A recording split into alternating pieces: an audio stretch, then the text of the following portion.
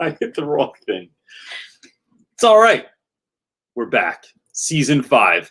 Good evening, everyone. My name is CJ Reynolds, and this is our show, Sunday Night Teacher Talk. And the idea behind this is to help educators become the teachers that they are called to be. And the reason we have this on Sunday night is because Sunday night is often the most anxiety-ridden night of the week for educators. So we believe that teaching is a communal activity. So we meet together on Sundays, and here's the hope. The hope is that people will bring their wisdom and their questions to this, because although it's my channel here on YouTube and my profile here on Facebook, this is not just me. There are tons of people in the comment section from all over the world, from all levels of experience, from college and high school students on up to principals and vice principals, and sort of everywhere in between. There are all grade levels and like I said, people from all over the world. So the idea here is that you put a question into the chat. Nothing is too big or too small. You ask it, and then you will not just get an answer from me, but you will get an answer from who knows who in the comment section. So just know that this is it is a safe space to explore and express and kind of look at this crazy thing that we got into called education. So with that, if people want to be live with me, you can follow the link in the description area below. But if you just want to ask a question, just put the word question or the word Q in the comment section, and we'll get to your question. So we're slightly shorthanded this week. The legendary Edie is not with us. She is sick. So it is myself and the not so secret wife. If you're new here, I'm going to tell you this. My wife doesn't like being on camera. So she is sneakily on the side, and she does this every once in a while. So if you're wondering, am I a narcissist? Possibly, but that's not the only reason that I'm the only one on the screen right now. So while you're getting set up, I think, what's there's a wrench next to the people's names in the comment section, right? There are little wrenches next to anybody who is, and right now it's just Chris Carson, because like we said, we're also short 2 other moderators, and I think one might show up. Tracy Pinter is usually here as well. But if you see a little wrench, you can direct any questions on how the show runs or what you might need. Or if you miss something, if you need anything, you can basically Chris Carson's your guy tonight. There's other folks in there that have just been around. And there's no pressure here, Chris. There's no pressure here, but you're the only guy. You're the guy, Chris. Laura Green's at some kind of family engagement. Yeah. So, Laura, I think this would be a good time for your family to gather around the nearest TV or cell phone and engage in the program. They could see what we're doing here. Everybody's saying happy 5 years to us. Yes. So this is our 5th season of Sunday Night Teacher Talk. Is it our 5th year on YouTube? Today marks the 5th year that 5 years ago we created this channel on this day, which is crazy. It is, because all of the stuff that has happened. I kind of want to do a video on hey, if you're thinking about starting a YouTube channel, this is what's happened in 5 years, and we're not even look, I'm a 44-year-old dude that is doing YouTube. Right? I'm not young and cute, and I haven't been cool since '95. So it's I just think that there's something there. So yeah, so what you got, buddy? Let's get back into questions. People are just catching up. Yeah. I kind of wanted to ask everyone a question, but I didn't want to flood the comment section. You can go for it today. Okay. All right. I'm really wondering if you could, even if you never comment, if you never talk in the channel, if you would just put in the comment section. I'm real curious to know what year will this be in education for you? So, or maybe you're still in high school or you're in college now and you've not taught yet, and that's fine. You can put that in there too. But what year in education is this for you? So I'm going into my 16th year this year of teaching, and that doesn't count. I did student teaching was half a year in Jersey, and then I taught the other half of the year in Africa, but I don't count that as part of my teaching equation, because teaching in Zambia and South Central Africa was completely unrelatable to how I teach and how I educate here. If I went back, it's probably a lot similar, but I just was too new. I didn't even know really what I was doing back then. I see year 2, 16th year in high school. All right, Good work. Margaret's right there with you. 14 years, year 6th 2, year, 5th year. Year 2.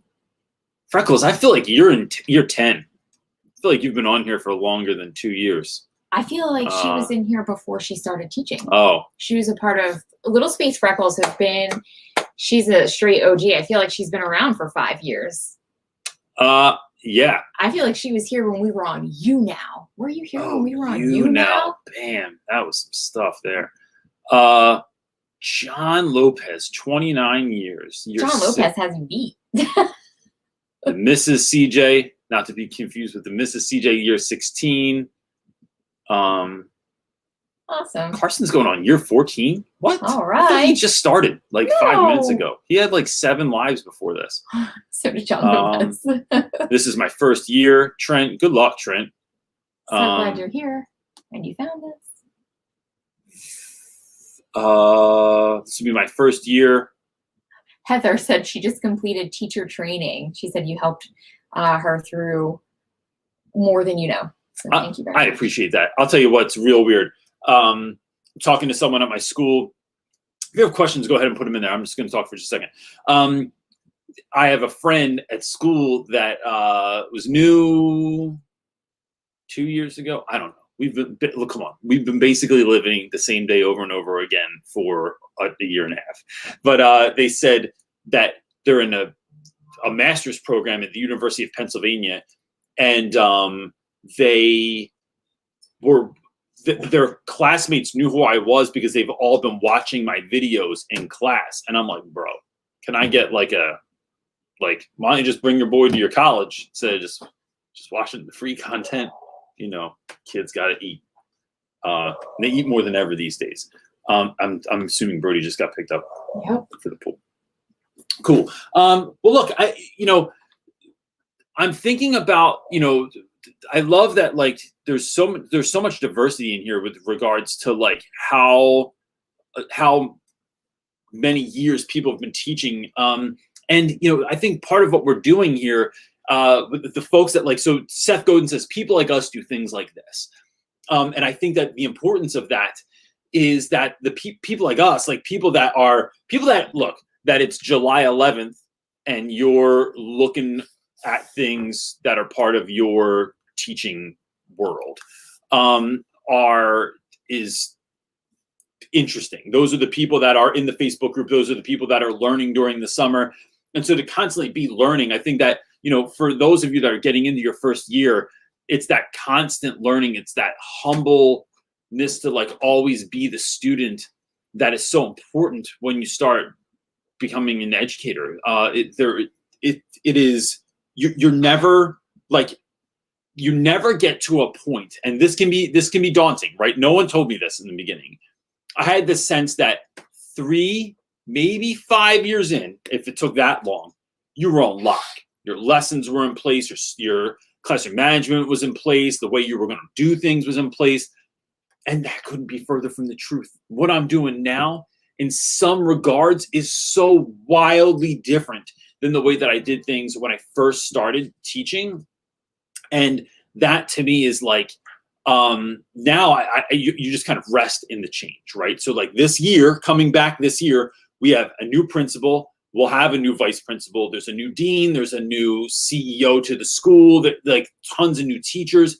There's a lot of newness, and so I don't even know if the way I did things before is going to fit into the new model, right? So I'm not sure what that's going to really look like, and that's something that gives me a little bit of anxiety, but gives me some excitement. And so you never get into this place where you can just that if you really want to be a really deeply effective teacher, I don't think you get into this place where you can sort of rest on your laurels, as some people say. I don't even know what laurels are, but I live near Mount Laurel, and so I don't know if that's that's where people came up with it at Mount Laurel, just so they could be a part of the saying. So, what you got, dude? There is a question from Erica. Splendid. She's asking, how was your time away from YouTube Live spin? YouTube Live is it's only an hour, or so a week, right? So like we usually work like about an hour ahead of time to get things dialed in, set up lights, and to make sure things are working correctly. And then it's basically an hour. Sometimes we go longer than that, but that hour in the middle of a Sunday can start feeling like it's a real responsibility, right? So like you think about like I gotta put on clothes. I'm not just like in the yard or like sitting on the couch or chilling. I've been working on a puzzle lately. I gotta like get myself together. I have to get my mind together. So I can't go from like some kind of like we're dealing with a lot of teenage stuff these days. I got an 11-year-old who's about to be 12 and a 13-year-old that's about to be 14. There's a lot of hormones in the house. You can't go from hormone world to coming on here and like, you know, doing this. And so it's been that, all that to say, it's been nice to have the break, to not have to put any mental capacity there, especially after this year. It's been really nice. And so my Sundays are basically like, you know, we're still watching church online. We're not back yet, but then having the sense of having the rest of the day off is just really nice. It's a nice feeling. Although, when we, like 2 weeks ago, we were like, yo, we're back in 2 weeks, or even a week ago, I was like, I'm ready. I'm ready to go back. Like I'm excited to talk about things, to get excited about things. It's sort of like the end of the summer. Like I'm very rarely not ready for school to go back. And that's because like I know how much it gives me too, right? This isn't just a giving thing. It fills me up. So that too. What you got, buddy? John Laundries is, or not Laundries. John Lopez. Laundries. I know a John Laundries, but this is John Lopez. John Lopez is asking, what will be your analog this year after experiencing so much digital this year? I think the analog for me always and forever is the way I build relationships. They can't just be built through playing video games with kids and talking online and stuff like that. It has to be through like getting like I have a whole chapter in my book, Teach Your Class Off, about this. But I have this chapter called Teach Like a DJ. And when you teach like a DJ, what that means is DJs have to read the room. There's a reason you don't play a playlist at your wedding if you want to have a jamming dance session at your wedding, which is really, I mean, look, if we get down to it, wedding receptions are really one thing. They are prom for adults. And so you show up, and if you want to have it, the DJ can read the room and see if a song left people going to the bar or the bathroom or to get something to eat. They can see if a song brought everybody onto the floor and now it's bumping. And so they know how to read the room and feel things out to keep things at a very high energy level. And so when you are teaching online, you can't read that. Like, so even if you are, even if all your kids are on camera, it's very hard to kind of read body language, to read if someone's slumping, to read someone's eye contact with you, excuse me. So those sorts of things. I went out to lunch yesterday with some folks I've only ever met online, and that are a part of this this course that I'm taking online. And so to meet them in real life, to see them three-dimensionally, like to see how tall people are, to see how they carry themselves when they walk into a room. This is all stuff that I use in class to read the room and to redirect how we're doing things, to bring things up, to bring things down, and to teach like a DJ. So I think that that's one of the things that I'm really looking forward to. And plus, grading on the computer sucks. It's like, it just takes so much longer than doing it on paper, and you're the only one that can do it. You know, tons of my grading is done by other students that I just don't ever grade. Like, I grade 40% of the work that I hand out, if that, maybe 35, 30%. Like, I just have it dialed in where I have like teaching assistants do it for me, which are like older kids that come back and sit in my room and then they do free work for me. They're basically interns, which is awesome. Yeah. For another question? Yeah, I am. Okay, Kim is asking, my school is year round. We have open house tomorrow and first day of school on Tuesday. I'm so not ready, but trying to get pumped. Any advice? Oh gosh, do I have advice? So I would say, Kim, first of all, I have 2 videos, 3 videos that I think I would look at. I don't know that I've ever done an open house, but I've done parent-teacher conference videos. So if you go on to, it has to be on a computer is the only way you can search a channel. So you go onto my YouTube channel, you go to the little magnifying glass at the top and search parent-teacher conferences or parent-teacher meetings, and a video will come up for that. It's like 5 tips. Then I have one that if you go on and you also search first day or second day of school, I have what I do on my first and second day of school. And they're in-depth enough, but not super in-depth, but like enough to kind of get you started. So I would say the thing that I communicate to parents and to students on the first day is not rules. It is not procedures. It is not just a questionnaire, or I don't do like get to know you activities or icebreakers or something like that. There's nothing wrong with any of that, right? Like, here's the one thing. It's like Reese's. There's no one way to eat a Reese's. There's no one way to start the school year. My friends at school, some of my best friends they just like hard ass it at the beginning of the year. They're just like, yo, I don't play. I will not smile till Christmas. I might not smile till next Christmas.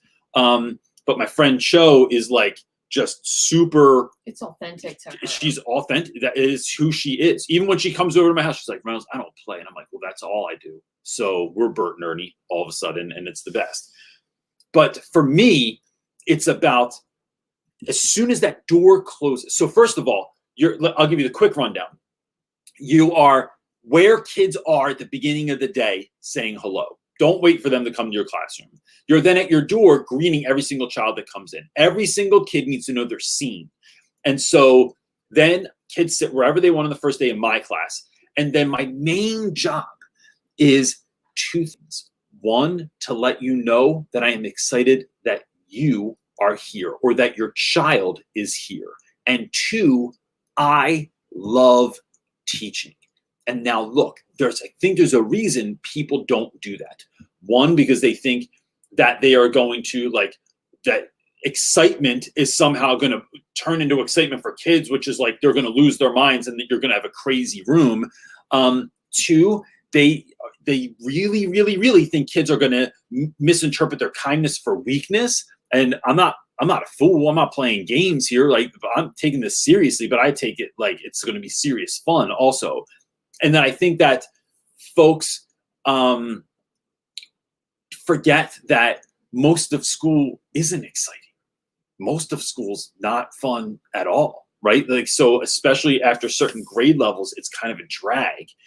And if you see the way that like elementary school teachers get excited for the year, what their classrooms look like with all the stuff, and we have activities and we're doing things and we're moving around.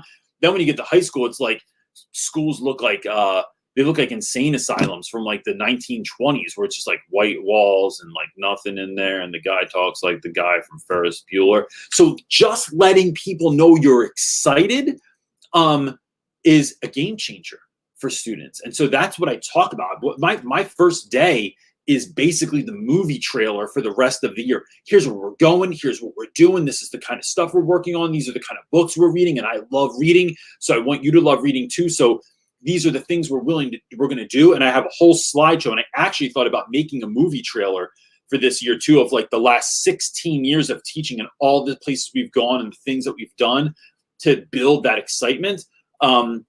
That's what I'm looking at. And I think students will love that, but I think parents really love that too, because they all sit in the same room, listen to the same people talk like this over and over and over again every year, and talk about how important this year is, especially for your, college development, and to be successful in this life and to be happy like me. You have to do all of these things. And I'm saying, nope, make it a party. That's what I'm talking about. So yeah. And I also think that parents would love to hear that, because they just don't hear anything from their kids. Like, our kids told us nothing when they were in school. No. Nothing. How was today? Sorry. It's good. It's good. Like, and then you find out then you find out it was like amazing, and like what the cool stuff they did because their friend tells you, but like your own child doesn't tell you. All right, our next question is coming from Janice. She's asking, are you going back to shaking everyone's hand as they enter your room, or are you going to opt for something more distance or non-contact option? This is a very good question. It's when your hand on a stick becomes... Yes. I told CJ that we should make mini hands on the stick for people to use as like... Yeah, not sure if that's a selling point. Not sure if people... I mean, you could let me know if that's interesting, but COVID-friendly hand eye. So for those of you that don't know, I shake everybody's hand. And I shake everyone's hand in the hallway. I shake everyone's hand at my door. I think it's a sign of respect. And so this year going back, will I shake everyone's hand? Here's my thought of that. Me contracting something has never been a concern, right? Kids are gross. Like, they don't wash their hands when they go to the bathroom. I know it because I hear them come out of the bathroom. I'm like, I didn't hear one sink. I didn't hear a sink. I didn't hear some soap coming out. I didn't hear the air blower, which apparently the air blowers are really disgusting too because they suck up the air from the floor. So it's all poop and pee particles, everyone, sucking up into the air thing, shooting it out onto your clean hands. So don't use those things anymore. But kids are just gross, right? They scratch themselves, pick their ear. I don't know what the hell they're doing, but they're disgusting. I shake their hands anyway because it's a sign of respect, and I can just go wash my hands or use hand sanitizer. My concern would be that I wouldn't want to pass that on to the next person, to the next person, the next person, and I don't want to sanitize my hand in between each shake. So I'm not sure how I'm going to do that yet. I think I want to just have hand sanitizer. But wait, the idea that you are going to like... that everybody's germs are contained to themselves anyway. So the idea that you're like, oh, I don't want to spread like the high five germs to everybody. Yeah, I get it. But in a classroom, that's the whole reason people aren't in classrooms. It's because it's just impossible to not have all the germs. Like, it's just not going to work. Either you're, don't worry about it or worry about it. I think, at least for me personally, that's how I think. Here's what I think. Don't touch I wouldn't do it on the first day. Your mouth, like, you're good. Maybe I don't do it on the first day, and I let everyone know, look, this is how I roll. Like, yeah, if you want to do it.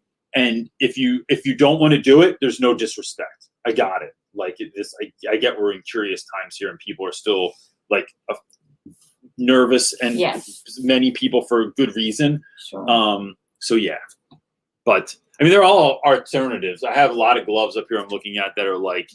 I have a gorilla hand. I have a robot hand. I have a lobster glove. Yeah. Or I could just get Ken to do it. So for those of you that don't know, I have a mannequin now. A mannequin that's gonna he's gonna be my teaching assistant this year, and I will just dress him in a suit, and he will stand in the corner, and that's who the kids will ask if they need help. Did you lose it? Yes, found it though. Cool. Jenny is next. She's asking, 4th year in the classroom, but 1st year being the real teacher. Love it. What are some of the best free resources out there? I'll be teaching health, consumer ed, and success. So here's what I would ask. So what's a class in success? What's that? Is that a class? Dude, first of all, there should be. I think it'd be awesome to have. It's better than a class on failure. When my dudes come back, they're like, there were life skills they wish they had learned in school. But they're like, I didn't know anything about financial management when I got to college. They didn't know about like credit cards and how that whole ordeal works. So I would say this, free resources. I would love if anyone that teaches any of those classes could tell Jenny in the comment section, like, where do you get your free resources? For me, New York Times is a huge one for me. I use New York Times all the time. I think that Scholastic is a good resource. There is a paid version of that, and I have partnered with them in the past. It's not a paid advertisement, but Scholastic always has great stuff, and they often have free stuff on there as well. I used to use teachers.net. Which is Harry Wong's site. It's a little dated now, but there's still good stuff on there. And who else did I use last year? There was another site that I really dug into to get free content. I'm going to forget. But I find that putting the words great before basically anything, great health class lesson, great consumer ed lesson, stuff's going to pop up. So that's generally where I get most of my stuff from, is like just scouring the internet. And then to me, it's always been about pulling these resources, and then I never teach anything exactly the way someone gives it to me. I always will use it, but I use it in a way where I will pull this from this and this from this and this from this and this from this, and then I put it all together, and then that's how I roll out. So that's kind of how I look at where I'm finding free resources, and then how I use them as well. I skipped good old piano boy. Oh, my buddy. He's asking. He looks so old in that profile picture. That's not him. What teaching supply / item could you not live without? Oh man, I love new Expo markers on a level. Like, my whiteboard is the cleanest whiteboard in America, I think. I don't know about other countries. I don't know what your whiteboard situations are, but I clean it thoroughly every day. Like, on the borders, on the ledge. You don't get any of that crap on the ledge of my room. It's like crystal clear. And then to write on a clean whiteboard with a brand new Expo marker gives me such deep joy that I won't even talk to people while I'm doing it. So kids are trying to talk to me about something, bro, I can only do one thing right now. And right now I am writing on my whiteboard with some black Expo marker. That's one. I think also keeping, this is a tip I give all the time, finding a ream of paper, a pack of paper, and hiding it in your room is one of the #1 tips for new teachers. Because someday this year, you're going to need to make copies because there's a test, and you told the kids about it, and you build it up, and it was a big, big deal. And then they're going to run out of paper in the office, and you're going to be like, bam, still going on. And the kids are going to be like, oh, I guess there's no test today. And you're like, no, suckers, there is a test today because I had this thing in my bottom drawer. And then you pop that thing out and it's game on. So that, and I really, really love, my favorite pen in the world are zebra pens, but this version, right? So this zebra pen right here, I get the fine point ones. They pull out and then you put it back into itself, and there's your pen. So the thing I love about this is it's not the clicky thing. So you don't get ink on your shirt ever. And I use it as a tie clip. So I'll put it in my tie, and then that's my tie clip for the day, is that little sucker right there. And it looks handsome when you do that. I'm going to be honest. I'm going to up your handsome level. Get a tie clip. A zebra pen tie clip. Zebra pen tie clips. All right, Stephanie's wants to come on with you. Got it. She's in there hanging out. Get ready. Don't be in the middle of blowing your nose or something, because it can be. I already texted her. Make it awkward. So. Hey guys. What's up, dude? How are you? I'm good. Long time no see for you. Oh yeah, absolutely. So I'm so sorry I'm late. I was listening hands-free for a little bit because I didn't realize that I was outside edging for 4 hours. So it's gonna hurt later. Oh. Whoa, girl, you're gonna be hurting tomorrow. Yes, I am. Here tonight. So as soon as I'm done with you guys, I'm alloying up and icing and everything like that. So yay.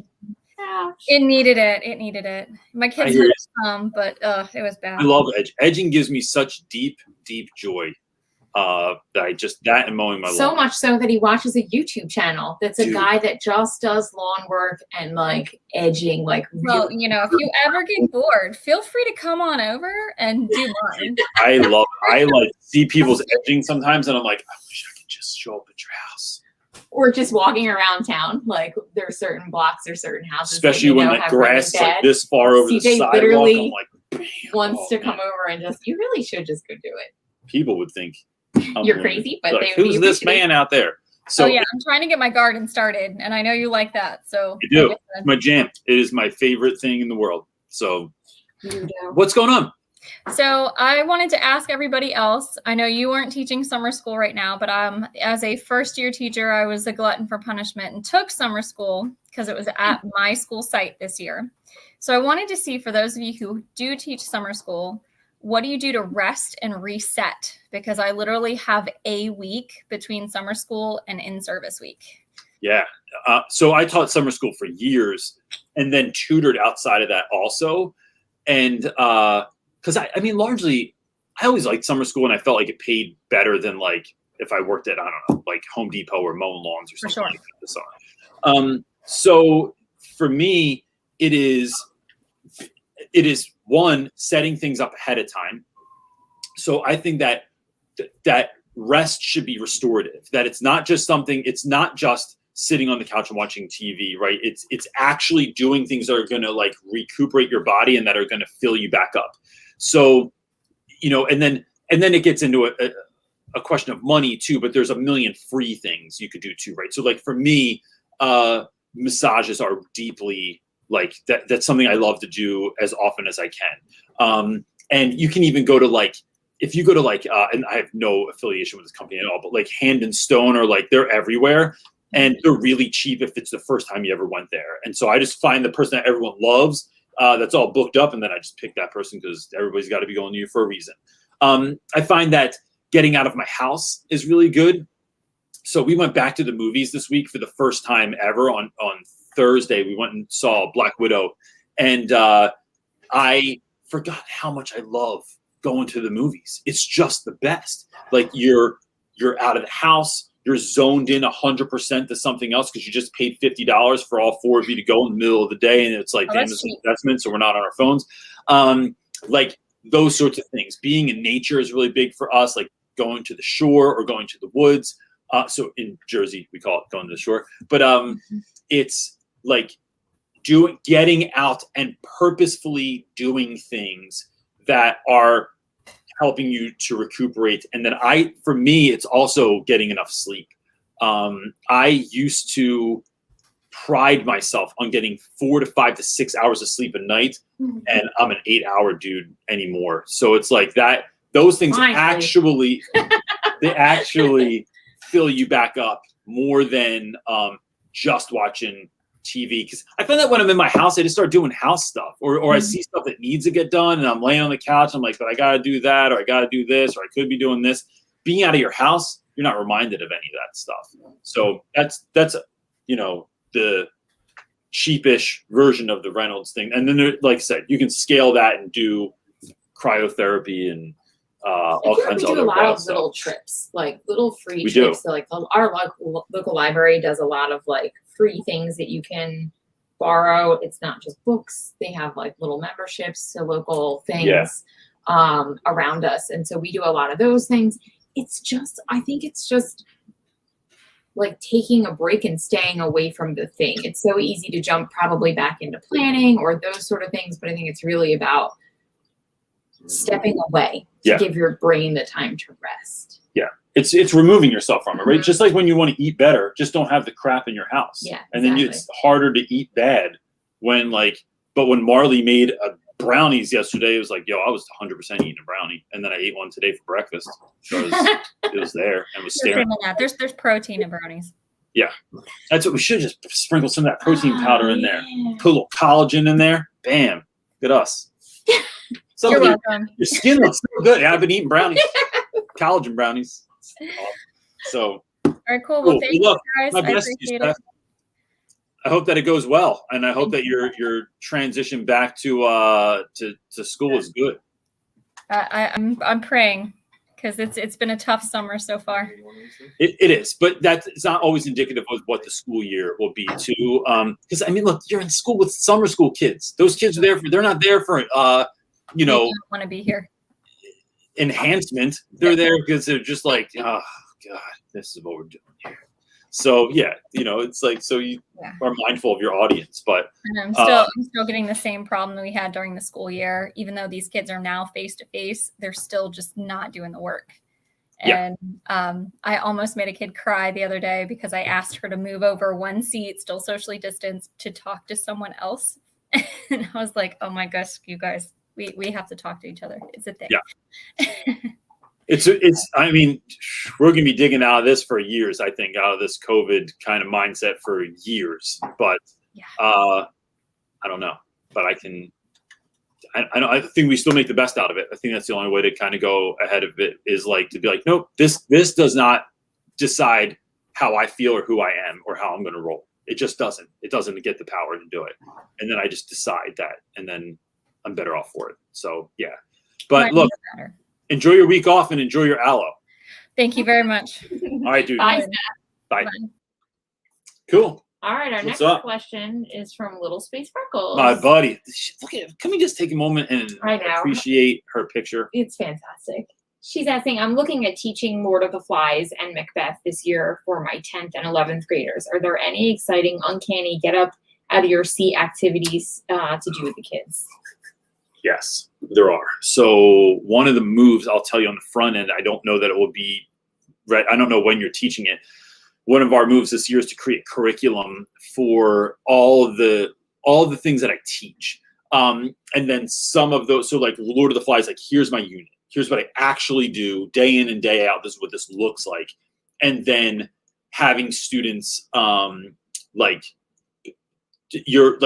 teachers be able to like have a sense of like, this is what a Reynolds lesson looks like. For Lord of the Flies, I do a lot. I do, and a couple of the quick things I do is a lot of students I find have spatial awareness issues. So thinking about the island and where things are on the island. So where's like Castle Rock versus where's the Pig's Head? Where did they crash? Where's the platform? Where's the beach? Where are the huts? Where are the boys swimming? Where is Simon going in the woods and getting lost and having weird visions and stuff like that? Where's all this happening? So what we did was about halfway, maybe third of the way through the book, I had the students, everyone got a Lego square, like one of these gigs. It's about this big. I think they're 12 inches by 12 inches. And they were assigned a part of the island. So you're in charge of the plane crash. Your group's going to work on that. Your group's going to work on this. Your group's going to work on this. And then we put those all together and we created an island out of Legos so that we had something to look at. There is a free version of the play for Lord of the Flies online. The whole thing's not good, but it is a good thing to do every so often so that like maybe some of it, when there's an argument between two people, when there's like a funny moment that's happening, it's sometimes fun to read the play as a class together instead of like just reading silently or reading in groups in class, because then you can layer music on top of that and stuff like that. We also, something I've done a little bit in the past, but I really, really want to get into is the idea of like having students have to like team build in some capacity, right? So like, what does this look like when we're on the side of the school and there's like supplies you could build forts with, but like, can you build forts? Like, let's see like what you all can do together with no instructions.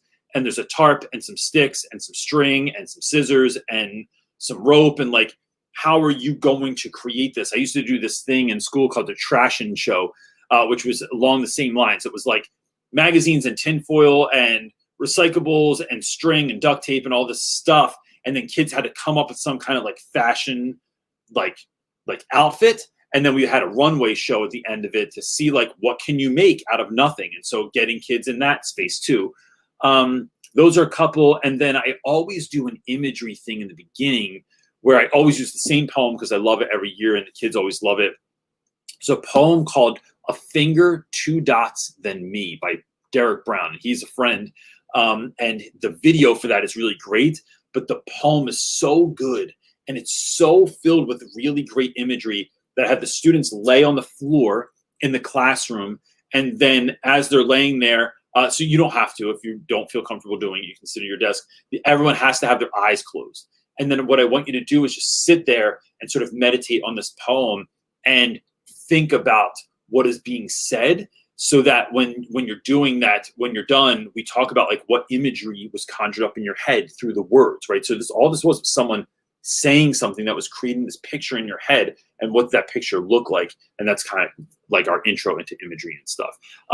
Macbeth, tons of stuff. I mean, like I'm trying to think of when I did Macbeth, what I did, but I find that reading Shakespeare aloud, my students don't read any of, so we do Merchant of Venice, but even when we did Macbeth, they don't read any of it alone. We read the whole thing together, and then someone's in charge of, so sometimes we're acting it out. Sometimes they come into my classroom and it's set up in a particular way where we're going to read this together and act it out.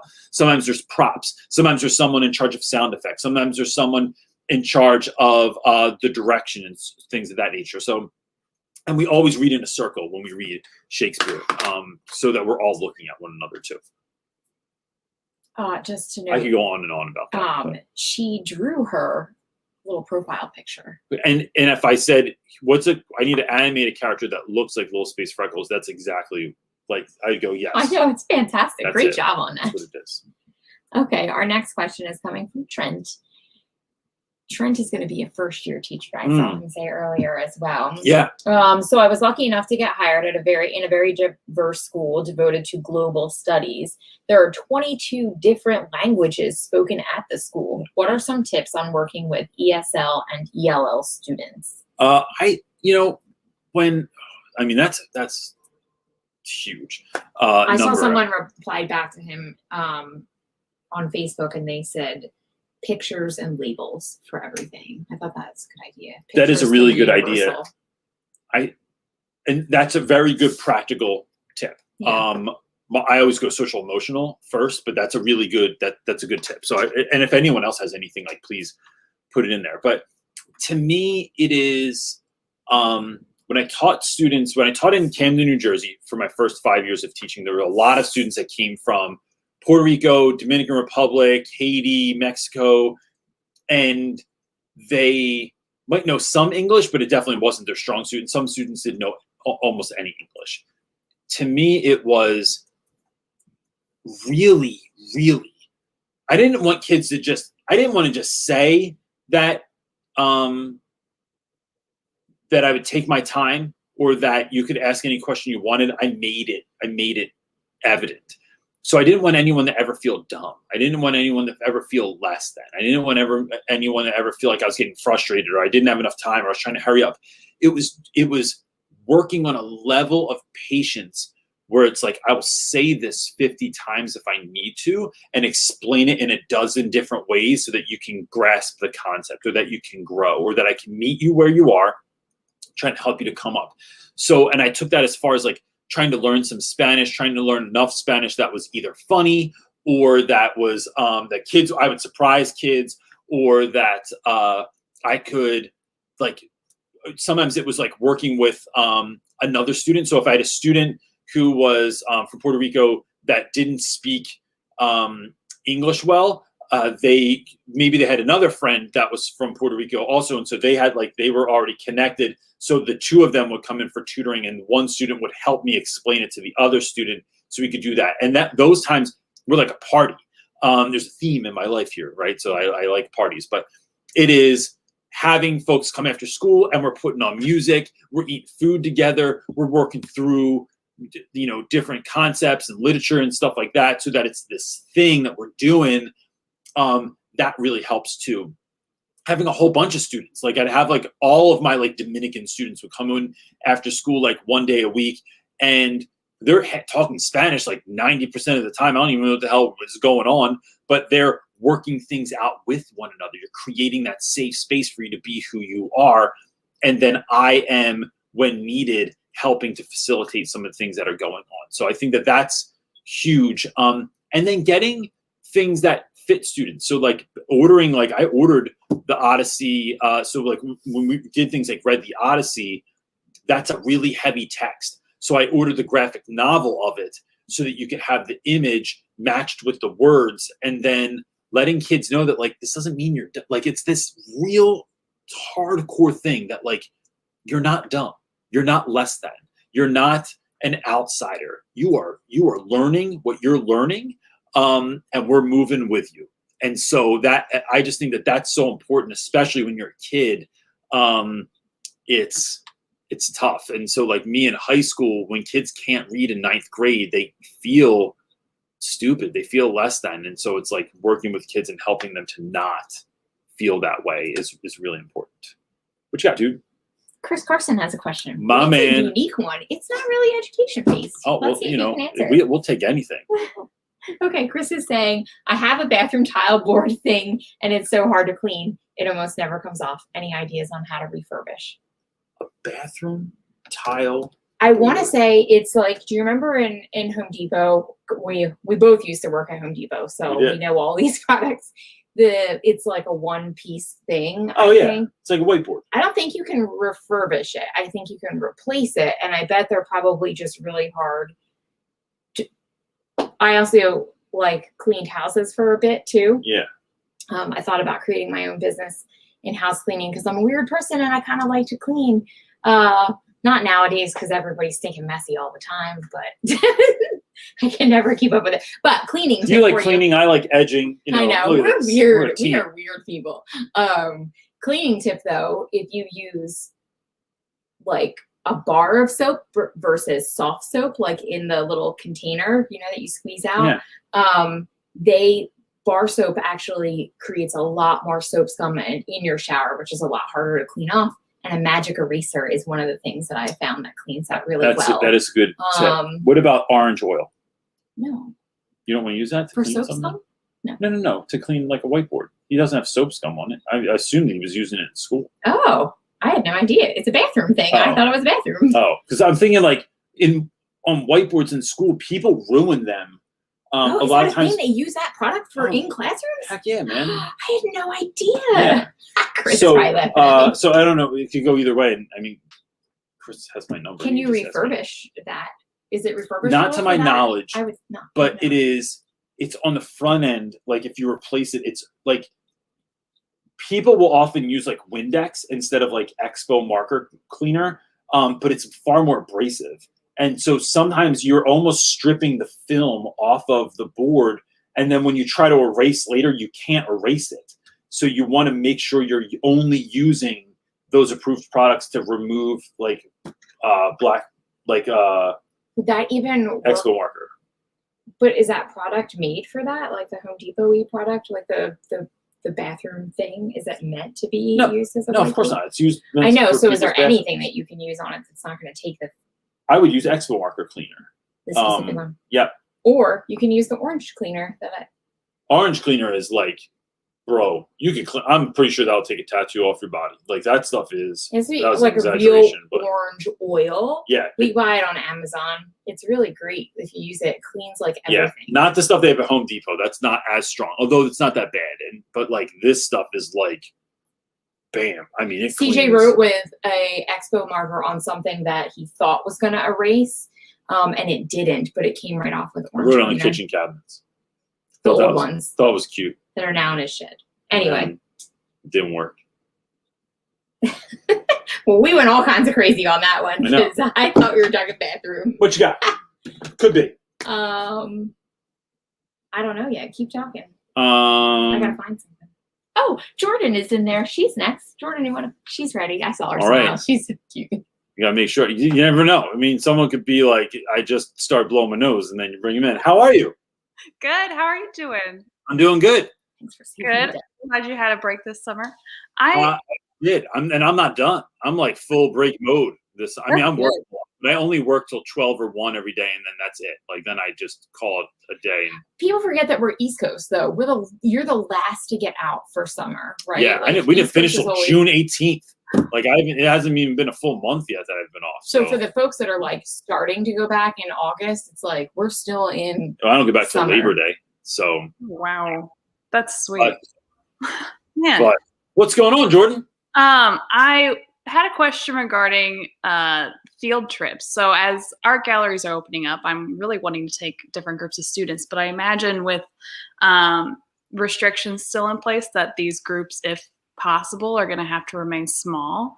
Mm-hmm. And so I know you talked about field trips a little bit in your book, and I just wanted to know how you thought about going about that equitably. So keeping groups small, like if it remains an unofficial field trip, maybe this doesn't matter. But how do you go about choosing different groups of students while keeping it as open as possible too? So this is such a great question. I almost never, ever, ever do whole class field trips. I think they're a nightmare. It's too many people to take, and it lessens the trip. So I take kids, and I almost never base who I pick on grades.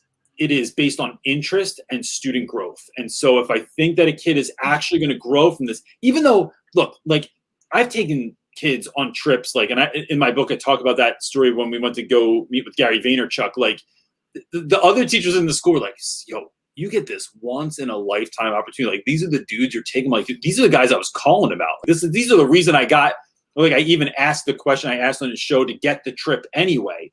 So it is, to me, about finding students that you think are going to grow or be stretched by something, and kids that are really interested. So I'd rather take a whole bunch of small trips during the school year than take one enormous trip. Plus, you're also then having to include teachers that have no interest in what you're doing too. So if someone's like, oh my God, we're going to the art museum. I'm in charge of 12 kids at the art. Can you believe I'm in charge of 12 kids at the art museum? It's like, you have to deal with that. So I only take teachers that are awesome. I teach them about what we're doing before we go. So if we're going to look at graffiti art, if we're going to Brooklyn to meet with some people, I make sure they know what's going on the front end. And then I only pick those kids. And look, I think only being allowed to have small groups at certain facilities now anyway is a blessing in disguise, because then that's your out. And I tell kids, look, like, you know, there are a number of things that would impact me not taking kids too. And I let them be known also. If I can't trust you, then I can't bring you, right? That doesn't mean you're not going to go on a trip later in the year. Look, we've been having some stuff in class lately. I've been noticing some behaviors, and I just don't know that I can, like, I don't take kids ever that I have to keep an eye on, right? Like, my thing is, like, if you get lost, whatever, like, we'll find you, but like, I don't have to worry that you're like touching a painting or like trying to pick something up or like doing something dumb. That you're going to be respectful. You're going to be mindful of where we are. And knowing that they're still kids. I mean, someone's always going to do something knuckleheadish, but I think that's more age and development related. But like, it is creating those things. And then the other thing is, you try to make your trip so great that when they come back, everybody wants to go on the trip next time. So now you have leverage and things you can bribe children with and be like, yo, look, if you do really well on this test, or if you like, you know, your participation's been better, keep doing that, because I want to take you on this next trip. I had this great trip. And then we go to like good restaurants when we go on trips all the time. We like eat at good spots. I always add something extra on that's like behind. So like the Philadelphia Art Museum, that whole area is really cool. So it's like, when we're there, it's like we're also going to go to the Azalea Garden in the back and go to Boathouse Row and check out this other secret space that I know that has good graffiti, like near the art museum. So it's like it's an event instead of just this one thing we're going to do. And that builds anticipation too. But yeah, never whole group, ever. It's a nightmare. That's kind of refreshing to hear. Yeah. Thanks. Yeah. So I get that from Rafe Esquith, man. Rafe Esquith has a book called, oh snap! It's not Teach Like Your Hair's on Fire. It's his first book.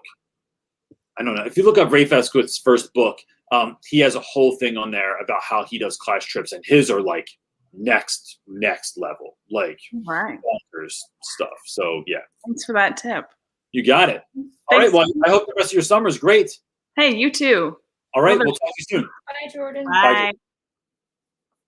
Awesome. Okay, our next question. That's a good question. I love class trips. I don't know how to say this name. Do you?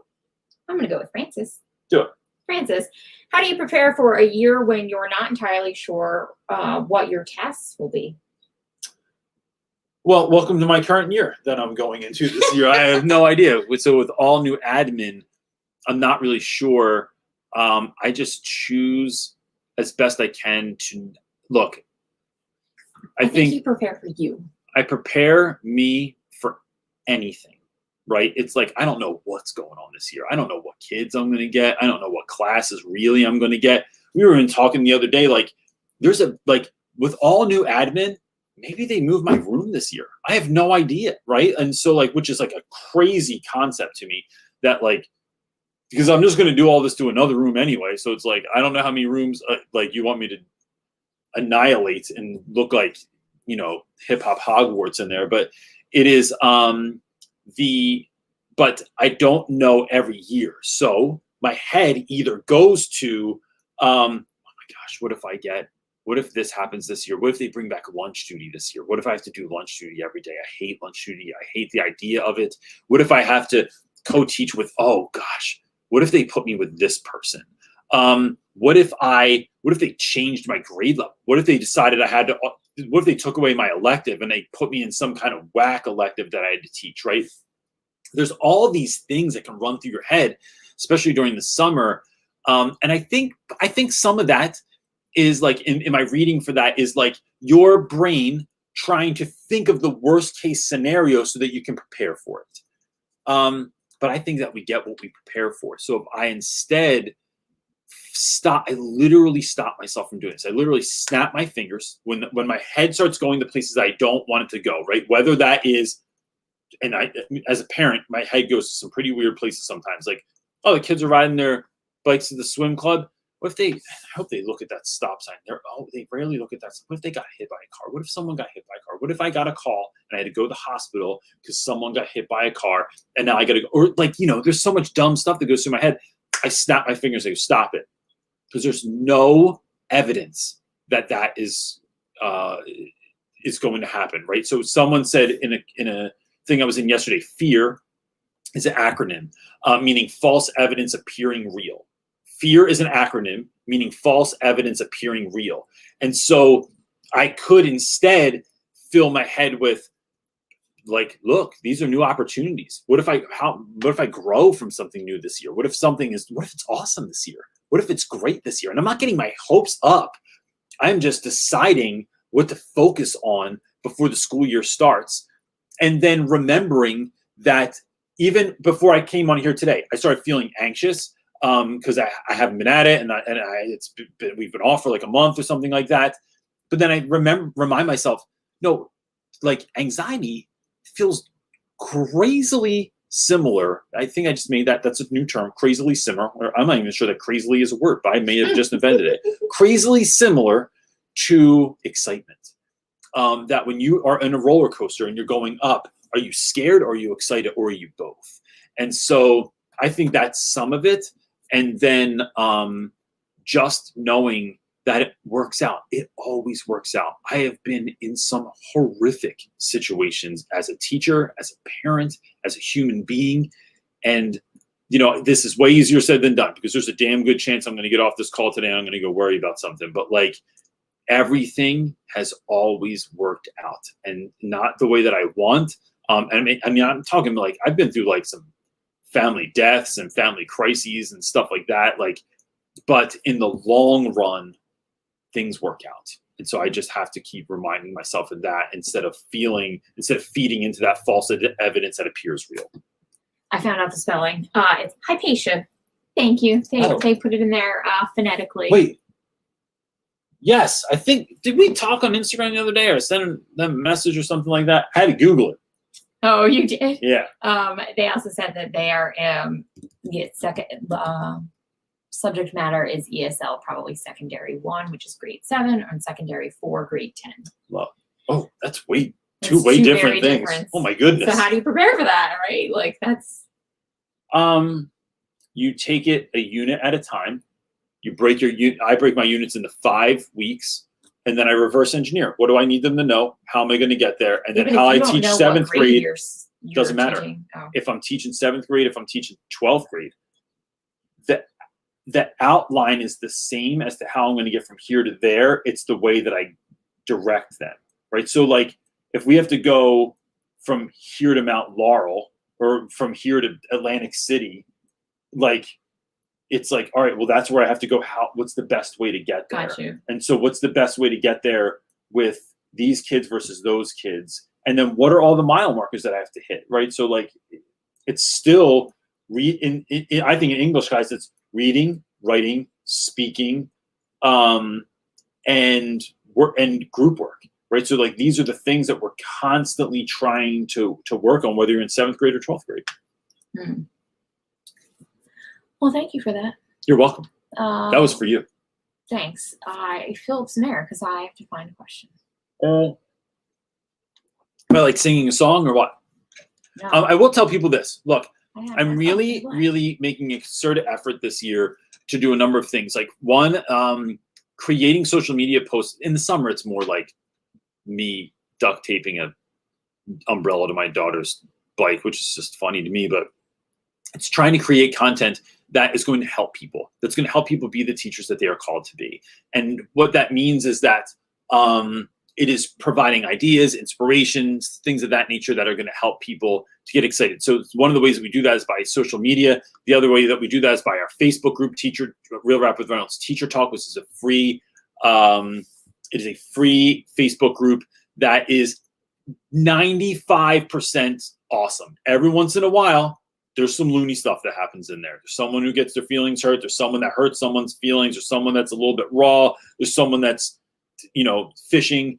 But for the most part, it's a really, really wonderful group. And then everything else is on realrapwithreynolds.com. It's trying to find things. I'm constantly on the search for things that are going to help people, or using our newsletter. Can I do this at the same time? Look, we made this really great newsletter thing. If you go on realrapwithreynolds.com, you can sign up for our newsletter, and that is just going to help you. It's stay connected to everything. It's fun stuff. It's me trying to provide content, but it's also like, what am I thinking about this month? What am I looking into? What am I reading? How am I trying to become a better person? Because I think that part of becoming a better teacher is not just working on your pedagogy, it's working on yourself.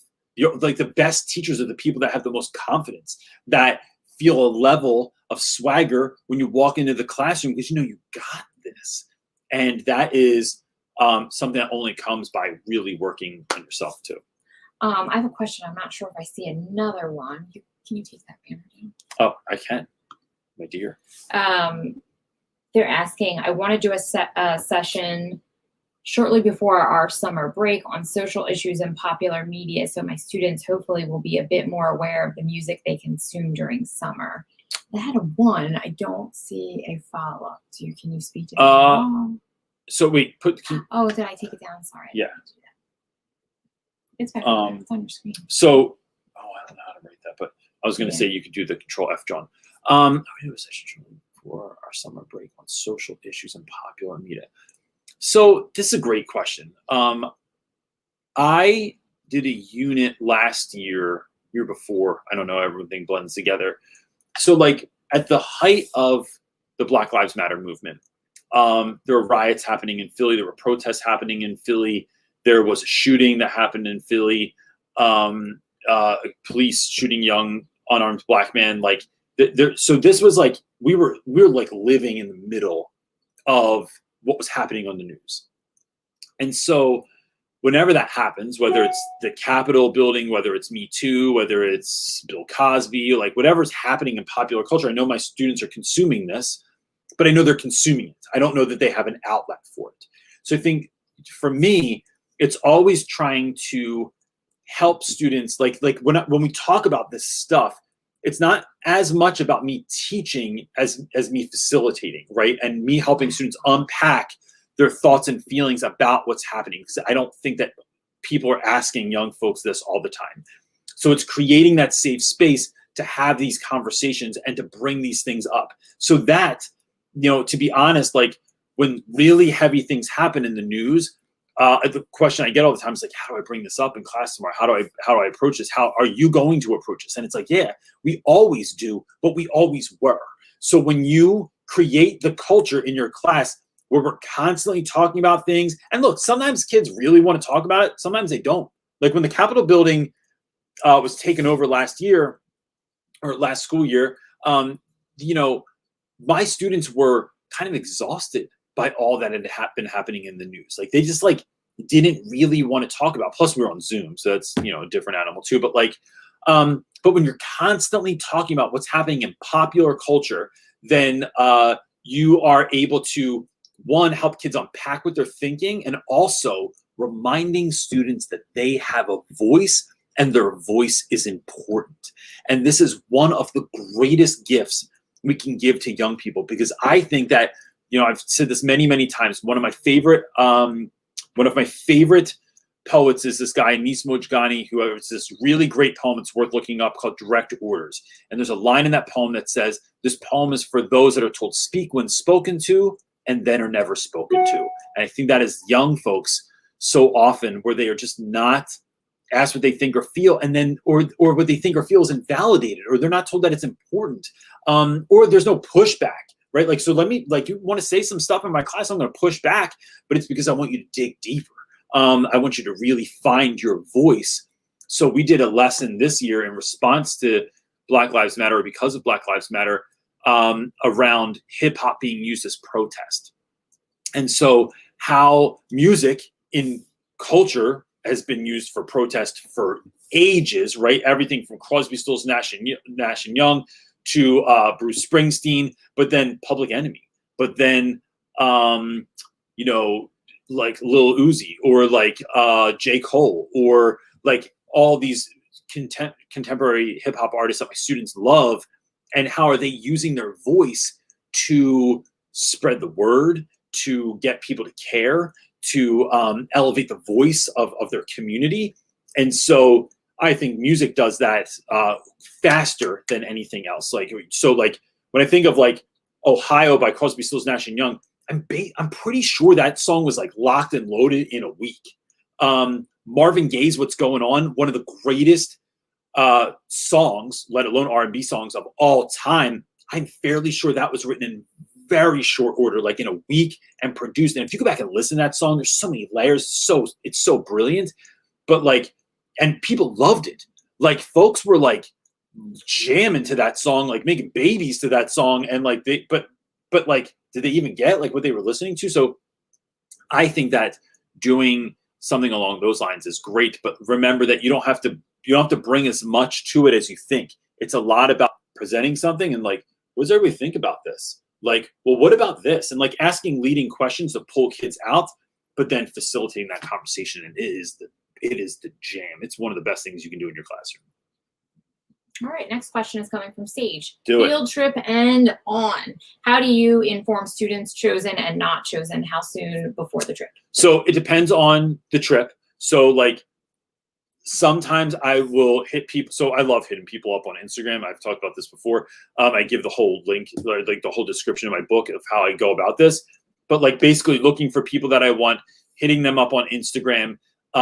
Sometimes people are like, oh, I can come to your class, or I can come to your school, or I can do this tomorrow.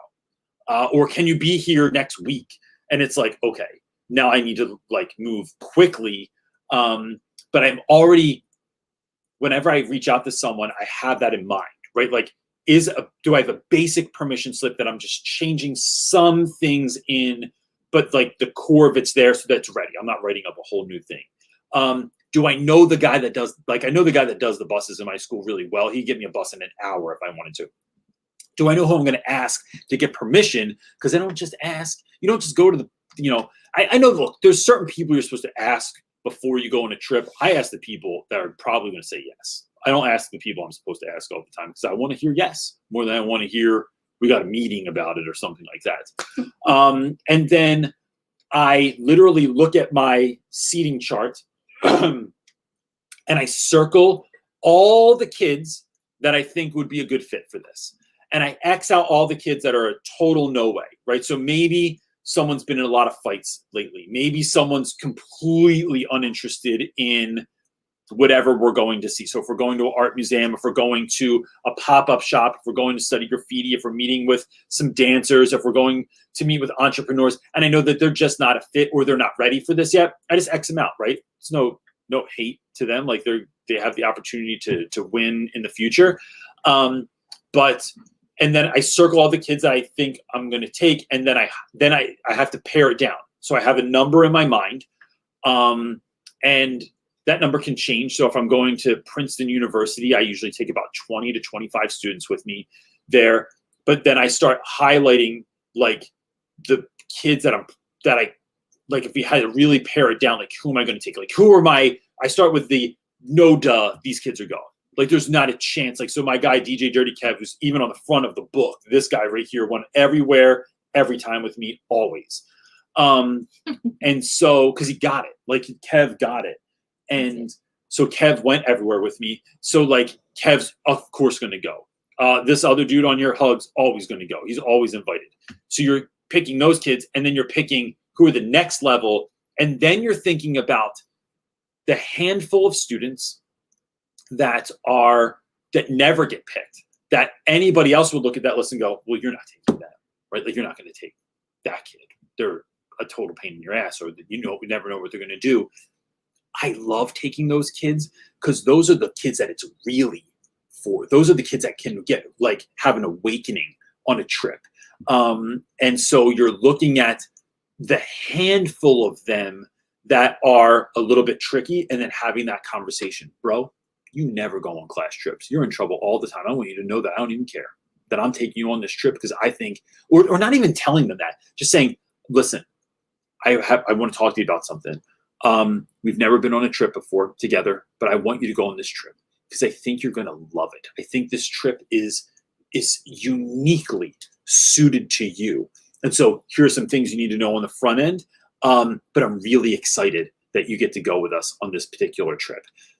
And I think having that conversation with students shifts things in their minds so that they don't want to disappoint. They don't want to act a fool.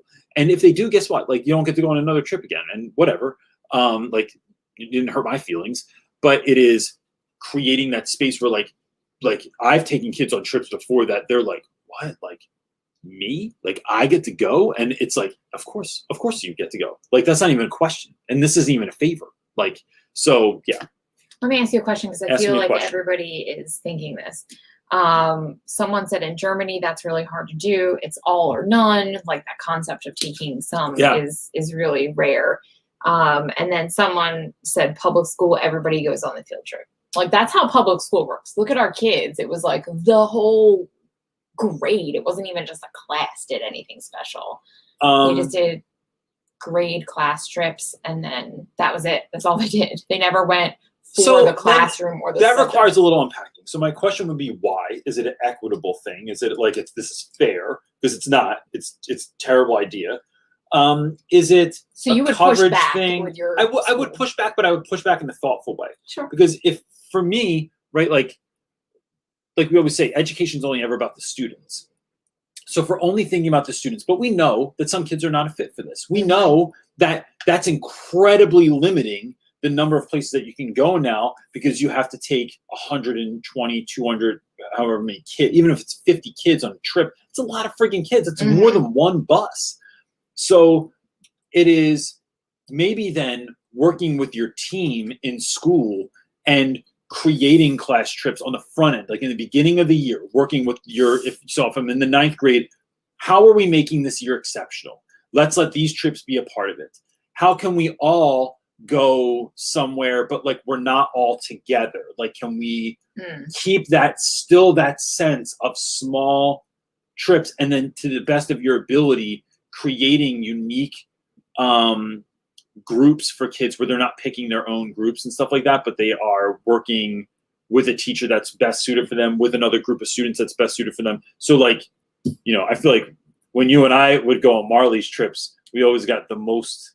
Well, in my head, when you talked about the group, I always got the biggest group, and I always got the kids that no one else wanted. Always. ADHD, someone talked like a dog one year and refused, and so I just talked like a dog back to him, and we communicated. It was just really fun, and I had the crazy group and always the biggest group on field trips. And so I wonder also, are there after-school field trips you can? So it's that, then it goes there, right? But I'm not that guy. Can you do after-school field trips that are different? No, public school is not going to let you do after-school field trips. I know. I think that here's what it comes down to, though. It is not just not doing it because public school doesn't do that, or your particular school doesn't do that. It is asking why, and then having the conversation. You don't just take no for an answer. Well, I always say, you don't take the crap that people just want to shovel to you. You don't go, eat the crap. You go like this. We have to take all the kids on trip. That's interesting. Do you have a sense of why? Why do we have to do that? Because it's fair for everyone. Yeah, but if we know that it's not going to work for, I'm just asking, right? I'm just curious. If we know that it's not going to work for all children, then why would we do that? So you're having that conversation and helping someone to see the light so that you can do what's right for kids. So you can get them to your decision to what you want. Yes, I'm willing it down. Essentially. Or, but that's why I started taking, in the book also, I have this whole story where I talk about this thing I used to do called super secret class trips, which I do not advise, right? I'm here saying do not go do this. but it was me saying, hey, look, there's an art show in Old City, Philadelphia tonight. I'm going to be at this art gallery at 7 o'clock. If you're at the art gallery and I'm at the art gallery at 7 o'clock, I didn't really take you anywhere. We just happen to be at the same place, same time, and then we're on the same trip. Or I'll be at the Train picking up the station. G on Cedar Avenue today, the G bus. If you're getting the G bus at 7 o'clock and I get the G bus and we go on the same bus at the same place at the same time, I didn't really take you anywhere. We just happen to be in the same space at the same time. Okay, let's move on. I don't recommend that. But it was like, but it's starting with that sort of creative mind to figure out like what you can do. Agreed. Okay, let's get a few more in there because we do need to end. Got it. Teresa is asking, U.S. History 1 question, best way to teach students to write essays and encourage students to read. So I think let's start with why. Simon Sinek. Every single thing that you have to teach students how to do or that you want them to learn, you have to start with why. You have to tell them why they're doing something in a real way. It cannot be because next year you have this, or because this is on the final, or because in college you're going to have to do this. College is a little bit different, but it's like learning a 5-paragraph essay is helping you to find your voice, right? It's a prescriptive way. It is a way that is measurable for us to help you find your voice. Can you hook someone in? Can you have a clear reason as to why you are writing something or why you feel some way? What do you feel about it? And then finding things to back it up, right? You can't just say Kobe Bryant's the best basketball player of all time, and then some other kids goes, nah, Michael Jordan's the best basketball player of all time. No, LeBron James is the best basketball player of all time. It's like, bro, back it up. Like, look, can we look at records? Can we look at someone's game? Can we look at game tape? Can we talk about coverage? And this is from someone that doesn't even watch sports. Like, it is about helping students have a very clear vision, the deepest version as to why this is important. Reading is the same thing. I think encouraging children to read is helping kids to know that reading a book is it's like being in a time machine. It is finding one of my favorite lines from a song says, I want to listen to some sounds that recognize the pain in me. And I love that idea because when we listen to music, we are often trying to either elevate our mood or how do I want to say this? Find our mood and what someone else is thinking. So I have playlists that when I'm bummed, when I'm feeling when I need to go through a moment of depression and it's not something I want to push away, something sad is happening, there's playlists for that. When I'm trying to get hype, there's playlists for that. There's books for that too. There are books that I read to fill up, books I read to get excited, books I read and interviews I listen to and podcasts I listen to and articles that I read over and over again because I'm trying to get into a certain space. And books have that ability, but on a deeper version than any song ever will and any movie ever will, because it's different than that because there's no hurry on a book. Then I think you talk about what you're reading all the time. Reading is the thing. You love reading. It is your favorite. And you love these books and you have pictures of them in your room. And before we get started today, I got to tell everyone real quick, I'm reading this book and it's friggin' awesome. Listen to this sentence. Listen to the way this guy put this, or listen to this funny moment, or it's about this guy that does this thing and goes to this place and this crazy thing happens. And then it is part of the culture. And then someone saying, yo, can I borrow that book when you're done? 100%. Bro, when I'm done, I'm going to give it to you. And then giving it to them and then being real excited about it. Ordering books for your kids if you have the capacity to do that. Having your room filled with books and then facing those books out like this, right? Not like this, but like this, because that's how I think things are marketed better, right? You never see sneakers in a line like this, right? You see sneakers like this because you want the kids to see the artwork, the beauty that was created on the cover of something, just like you would on a sneaker. And when you go to the young adult section at any bookstore, all the books, the ones that are really trying to sell, are faced out all the time. And so that's what you're trying to get kids excited about that too. Okay. Anything else? Yeah, just 2 more. Cool.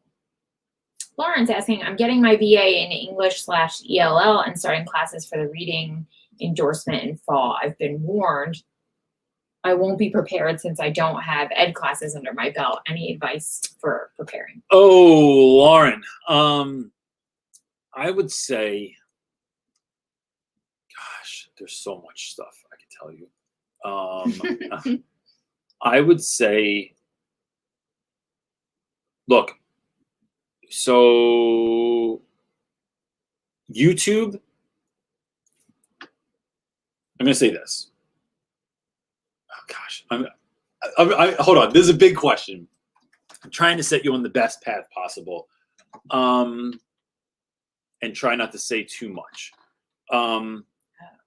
Because that other thing we talked about earlier with the reason I don't talk about. I'm trying to be on the low. I would say one, reading.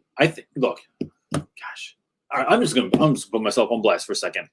All the content that we create is meant to help teachers be the teachers they are called to be, but it's also stuff that I wish existed when I started teaching. So my YouTube channel, my book, the Facebook group, these are all things I wish existed before I started teaching. So I would, I'm gonna say my book is a good resource for that. I'm gonna also say that not just my book, but Teach Like a Pirate by Dave Burgess is a really great book to get started with. And I think anything by Rafe Esquith, but also anything by Father Gregory Boyle, right? These are folks that are the OGs to the channel. I've heard me talk about this a million times. But that's where I would start. YouTube can be a really great resource. It's important on YouTube to, one, not compare, right? We're not all in the same race. We're not all doing the same exact thing. So it's very easy to start comparing, because what a lot of folks on YouTube are doing is that, and on Instagram and beyond, they are showing you their greatest hits. And so you can't take your, if you have your new self-produced album that you came out with and you want to hold it up to like, oh, but then I listened to like the greatest hits of, I don't know, Prince. It's like, it's not going to match, right? Like you're not there yet. So it is taking what they're saying and seeing if it can integrate into what you're doing. There is no one way. There is no silver bullet in the classroom. It's like school can be done so many different ways. And so for you in this first year, it's about trying, seeing what works, and when it doesn't, pivoting and trying something different. And knowing that, like, I'm always trying to hurry up to get to the point of failure, right? So like if this is going to fail, I want to fail fast so I can pivot and change it and not waste a whole bunch of time on it. But I think that, so YouTube, it's like being mindful of some of the things and some of the people. I would say like, I hasten to give a list because I don't really know everyone that's on YouTube anymore. We don't. But like that's some of like, there's like Too Cool for Middle School has a really great channel. Smarty Style, LaTanya has a really great channel. And those are good places to start, but it's about being careful, because also some people have taught for 5 minutes and they act like they've been teaching for 50 years. And so it's tricky. But then look, the other thing is like, it is this, learning how to educate in a classroom. Look, I just think it's like learning how to swim in a classroom. You can learn all this stuff, but first year teachers, the one thing you have in common is they've never done it. Like when I say teaching is like teaching your first year, teaching and learning how to teach in college is like learning how to swim in a classroom. Means like you've studied the molecular properties of water, what to do theoretically if someone drowns, how you should move your arms, and you watch diagrams and PowerPoints and videos on how you should interact with water, but you've never been in water. And then teaching for everybody is like getting your ass kicked off the high dive, and like you fall in the water and it's game on all of a sudden. You're like, wait, all right, trying to make sense of all this stuff. It's trying to just have fun, the most amount of fun that you can have with it, because that's going to keep you going, and then not worrying about failing. Like just keep pivoting. And in my book, I do talk a lot about that. Then the other thing I will say, I'll let the cat out of the bag for this one thing. We are planning this year so the channel's all about helping teachers do the best that they can. What we are working on in the very near future and then going forward is creating courses for educators to become the teachers that they are called to be, right? So like creating courses around certain topics that are going to be super deep into the how and the why of the way that I do things in class, to really on a level where like people could walk into their class, implement this to a T, and I guarantee that it works. I guarantee you see results. Now, look, like, I don't know, like, I'm not necessarily trying to teach people to be me, but I'm saying, like, look, on some real level, like, these are things that work for me, tried and true every year, no fail. How can I teach people the systematic approach to how to start the school year, to how to handle classroom management, to how to build relationships with students, to how to deal with toxic teachers, but like on some real super level stuff that those courses, instead of just YouTube videos, it's gonna be like so next level to YouTube videos that I wanna create for this coming year that are really gonna help people that like, this is stuff maybe you learned about in high school, but like the implementation wasn't really there, and now it is, and you're the like, why behind it. I feel like that's the biggest thing. And the realness behind it. Like, no, here's how, like, I really do classroom management. Yeah. And I don't do anything that, like, nothing I was taught in college prepared me for how to really do classroom management or how to really build relationships or the pitfalls of relationships, stuff like that. So that's all coming this year too. Wow, that was really loud in that folks. Okay, our last question. Last one for today. Coming from Jacob. He said, I talked with my high school principal about teaching a new elective called comic book literature. He loved the idea, but asked that I make an outline of the class for the board approval. Any tips? Thank you. Yeah. So this, first of all, this is Great awesome. Idea. Great idea. I love it. I would say start with what they're going to think is important, right? So don't start with fun. You start with what are the things. So I teach through comic books every year. Teach through, and so one of the best ways. So first of all, teach through what they want you to hit on, right? So like, are you talking about what things in history, in literature, in civics, in art, like what things are important that are a part of your school curriculum already, and what need is learning through comic books going to meet, right? So like when I teach the history of hip hop, that always, like, I have tons of teachers when I speak at schools that are like, I'd never be allowed to do that. I'm like, yeah, because you got to pitch it the right way. I'm not trying to be cool. I'm trying to have this class that's multifaceted, that's going to hit all these pieces, that's going to actually extenuate or not, that's even right. Like, I'm getting too excited.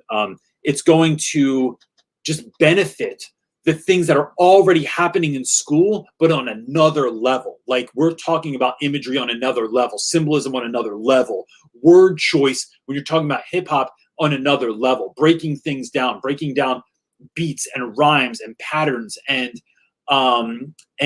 all these different pieces where it is talking about like being socially conscious and finding your voice and having small group conversation and building community and bringing in voices from outside. It's building on STEM. It's all these different things we're doing in this one class. And so it's going to enhance, is the word I was looking for, all of these other pieces that are already happening. And then it's going to happen in this really magical way because we're going to meet kids where they are. We're going to hook them by talking about something they're already interested in, which is comic books, because Marvel movies are the most popular series of all time. So let's meet kids there where their attention already is, and then teach them all these things that they don't even know they're subconsciously learning about through comic books and through movies like Marvel is putting out anyway. So that's what I would do first. And then I would look up like some comic books and some graphic novels online that people are already teaching and how they're already doing this. So like we read Persepolis every year, or you could look at something like, there's a lot of stuff out there for V for Vendetta. So even if those aren't those aren't the books that you're teaching, you're pulling from those ideas of it. How are people already teaching through graphic novels and comic books already? And then how can you take some of that stuff and implement it into what you're doing? So I think that it's what markers do you want to hit? How are other people already doing it? And then what comic books are going to be the biggest hit? So you pick whatever you're going to pick and then figure out a way to marry those things together. And then that's a good start. And then you go from there. That's a great idea though. It makes me excited. We done? We're done. Cool. All right, folks, before you get out of here, look, it's an hour and a half on our first episode of season 5. It's episode like 147. We've been doing this for the last 5 years. So look, that's it for this week. If you're catching this not on the live, please know that if you want to be a part of the live, we're here every week on Sunday, Eastern Standard Time at 1 p.m. You can watch it on Facebook or you can watch it on YouTube. But if you want to be a part of the action, you can jump on and do it then. And then look, there's a lot of ways that we're supporting teachers, but the best way that you can find the stuff that we're doing is just by going to realrapwithreynolds.com. You can find out about mentoring there and the book and merch and resources and all that stuff. And then the other thing is my book. If you want to grab the book, you can go to teachyourclassoff.com or go right to Amazon and get it. And if your school is interested in the book, there's a deal for like, I think it's like 10 or more books that are purchased by anyone. You can get a special deal. So just hit me up, realrapwithreynolds@gmail.com. I'd be happy to help you out with anything that I can. And that's it, gang. I hope that you have the most wonderful week, and we'll see you here next week. Peace.